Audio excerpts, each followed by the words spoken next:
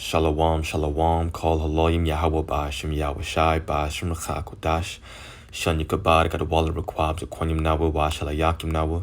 That's the belongings to our apostles and elders of Great Millstone, and Shalom Wabarakim Labakaryam Shalayasharala. That's peace and blessings to the elect of Israel. And as always, may a double portion of the Holy Spirit be put upon all the brothers that are still offering your bodies as a living sacrifice, pushing out this word in truth and in sincerity. So I just wanted to make a quick video concerning some things that were on my mind, specifically about the times that we're coming into. And we've been saying this for a while, but it's more so pertinent now than ever that you be ready to just lose everything. Be ready to get out your comfort zone. Be ready to live uncomfortable. We know that we're walking, I'll say running quickly into the time of Jacob's trouble, when there's going to be nothing but anarchy. And we always like to use that phrase of all hell breaking loose. But we have to be in the mindset of being ready to lose all the comforts that we have, whether it be your house, your apartment, your laptop, your phone, and even your car. And before that, who knows, you may lose your job. You may be, as the phrase goes, assed out with no money, not knowing what to do, where to go. But those are the times in which we need to be spiritually prepared for, and when we must be strong enough to know that we need to lean on the Lord and walk by faith in those days moving forward. A false flag could happen at any moment. An economic collapse could happen at any moment. And these are the things that we're looking forward to. And if we're looking forward to these things, then we have to be prepared and ready for them when they come. So I'm going to start reading here in the book of Luke, chapter 17, verse 28. It says, "Likewise also, as it was in the days of Lot, they did eat, they drank, they bought, they sold, they planted, they builded." And today, we can liken this in the times that we're living in, where we just got out of this lockdown. No one's considering that this, or I'll say majority of people aren't considering that this coronavirus is actually a plague from the Lord, and that this was part of the Lord's judgment. And of course, as soon as things started opening back up, what did everybody do? They got back out there. They hit the streets. Some people went to some bars, but basically at the end of the day, they continued to live their merry lives. That's exactly what's going on right now. Not considering that we're living in the end days, and this is just one of the many, many, many plagues to come to this world. But verse 29 says, "But the same day that Lot went out of Sodom, it rained fire and brimstone from heaven and destroyed them all. Even thus shall it be in the day when the Son of Man is revealed. In that day, he which shall be upon the housetop and his stuff in the house, let him not come down to take it away.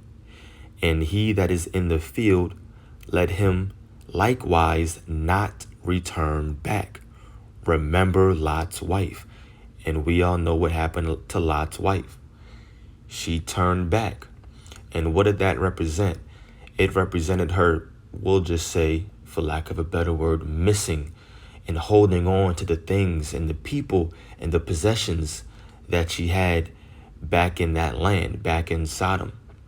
But when all hell breaks loose, and when martial law is here, and we're talking about a true, like an actual true quarantine, where you can't really even leave your neighborhood because you have troops that are marching down your streets and they're telling you what to do, where to go. They're rationing out your food size and groceries, if you will. Then what are you going to do? Are you going to, in your mind, are you going to look back and are you going to wish that you had what you had prior, that lifestyle again? Are you going to hope that things go back to normal? Or are you going to lean on the Lord and walk by faith and understand that these prophecies must come to pass in order for the kingdom of heaven to be established on earth? which mindset are you going to have? You have to think about scriptures like this so that in these times to come, you can be spiritually prepared. Because when that microchip comes, I'm telling you, it's going to be a very, very, very, I'm just going to say, strong temptation. It's going to be a strong temptation. Let me jump over to that scripture. Why not? Revelation, I think it's 3:10. Yep.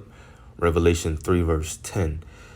Because thou hast kept the word of my patience, meaning you suffered for this ministry and for the name of Yahweh Ba'ashem Yahweh Shai, and you were diligent, I also, meaning the Lord, will keep thee from the hour of temptation, which shall come upon all the world to try them that dwell upon the earth. And we know that basically the hour of temptation represents Jacob's trouble and everything that's comprised within of Jacob's trouble, I should just say. But more specifically, it's going to really be when that microchip is forced upon you. We always say it's going to be made mandatory, in which it will, but even more so, it's going to be forced.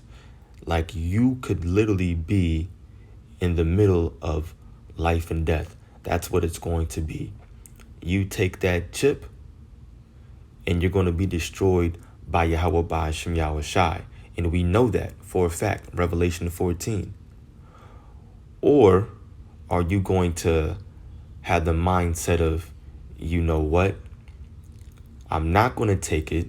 I have faith in the Lord, and I know that he's going to keep me strong, and he's going to put the spirit upon me to turn down that chip, or basically just to protect me and keep me away from that disgusting thing. I mean, I can't even put words to my thoughts because we don't know exactly how it's going to be, and what situations we're going to be in these days moving forward. But at the end of the day, there's going to be a strong temptation to take that chip because there's going to be an economic collapse, and Esau is going to do his best to promote his witchcraft and tell you, well, you know what? We know there isn't much food, but we have shelter. We have food. We'll even give you a little bit of money. All you got to do is just take this chip, blah, blah, blah. He's going to say this. He's going to say that. He's going to do whatever he can. And then, of course, it's going to be forced to where it's actually, look, life or death. You take this chip or we're just going to kill you right here. Are you going to lean on the Lord or are you going to fear man? Let's jump over now to the book of Sirach, chapter 2. And we're going to start at verse 1. It says, my son, if thou come to serve the Lord, prepare thy soul for temptation. Set thy heart aright and constantly endure, and make not haste in time of trouble. And this always leads me to the book of Proverbs, chapter 3. Let me grab that really quickly. This is the book of Proverbs, chapter 3, verse 25. It says, be not afraid of sudden fear, neither of the desolation of the wicked when it cometh. For the Lord shall be thy confidence, and shall keep thy foot from being taken. When your foot is taken, then you've basically lost balance and you're not stable anymore. But remember, the scriptures say wisdom and knowledge shall be the stability of your time. And of course, the strength of our salvation. But it's because the name of the Lord is that strong tower. You see, there's power. There's true power in calling on the name of our power, being Yahweh Ba'ashem Yahweh Shai. And as long as we do that and we believe that the Lord is going to be our salvation, then that should give you confidence. It should give you confidence in these days moving forward. Meaning, you know what? It doesn't matter what kind of situation I'm in. It doesn't matter how many guns are placed in my head, to my head. It doesn't matter how many troops I see walking down my neighborhood. As long as I call on the name of Yahweh Ba'ashem Yahweh Shai, I'm going to have confidence because I believe and have faith that he's going to protect me, that he's going to deliver me, that I'm going to be able to eat in these days moving forward, that I'm going to have shelter, so on and so forth. These are things that we need to be thinking about and be prepared for. It says, now moving on to verse 3, cleave unto him and depart not away, that thou mayest be increased at thy last end. And we know that basically the Lord is going to have to increase our spirits so that we can be able to withstand these times to come. Because I've said this before and I'll say it again for the purpose of this video. Me personally, I don't know about other brothers, but me personally, I've never had a gun to my head. I've never even gone through, most natural disasters. I can't say that I've seen a tornado. I can't see that I've actually felt a large earthquake. But we know that moving forward, and these are just things that I could think of right now, there's going to be some crazy situations that we're going to be in. And we've got to be ready to be living amongst these uncomfortable situations. How else can the Lord try us? How else are we to prove that we actually have faith if we're not put in the midst of these trials and tribulations and temptations, if you will? But we know, and we got to have faith that the Lord is going to increase us, increase our spirit, and increase our faith in order to withstand these days. And he will. Verse 4 says, whatsoever is brought upon thee, take cheerfully and be patient when thou art changed to a low estate. Now, I actually looked up this word estate because I just wanted to see what it was. And it says a rank, standing, or condition. Remember, be ready to lose it all. We're going to be in a low condition. You're not going to be in your apartment or in your house. You're not going to have that kind of comfort anymore.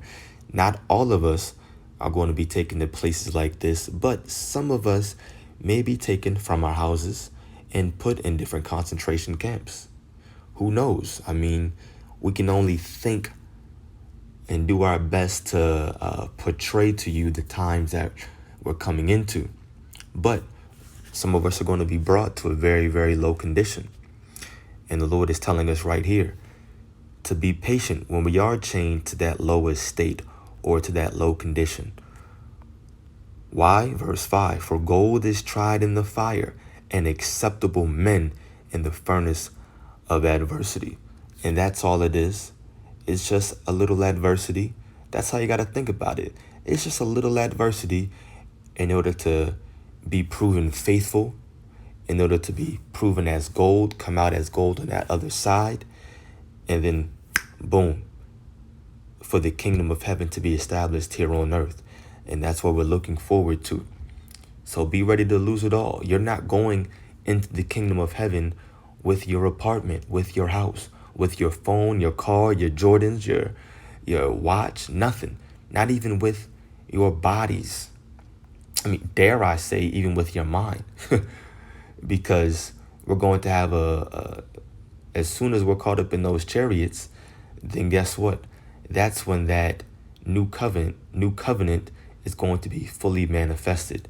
And the laws of the Lord are going to be basically downloaded in our minds. It's going to be your spirit that's caught up in those chariots. We're going to have new bodies. That's what we're looking forward to. So just be ready to lose it all, to get uncomfortable. But these are the times right now in which you prepare yourself. You prepare your spirit for these days moving forward. But I do pray that this video was edifying and uplifting to the elect. Call the Lord Yahweh Ba'ashem Yahweh Shai Ba'ashem Akakudash. Double honors to our apostles and elders of Great Millstone. Peace and blessings to the elect. Shalom.